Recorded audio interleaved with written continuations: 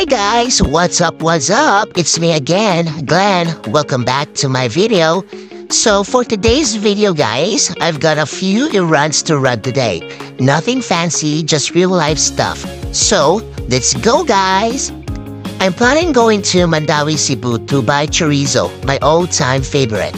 It's like a sweet and slightly spicy sausage, a bilog-bilog thingy. Char. Kaarte ba? So far, sa Mandawi ako nakatry na pinakalami na chorizo. It's a 1.5 hours drive away from our house, depende sa traffic. Kung traffic kaayo, mudagan siya 2 hours ang biyahe.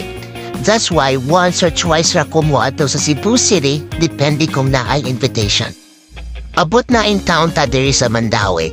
So, diri ko ng park sa Kaysanong Grand Mall, then lakaw na lang ko pa dong merkado. Kay lisod kaayo makakita og parking ang dapit diri sa merkado. So, mauni ako gipangita guys, na ay chorizo big and chorizo small. Barato ra kaayo ni kung diri sa merkado nimo palipon. Unya, ako na lang gipakapini o tempura and sauce na lang akong lutuon. Diba? So that's for today's video guys. Thank you for watching. Don't forget to like and share. See you on my next video. Bye!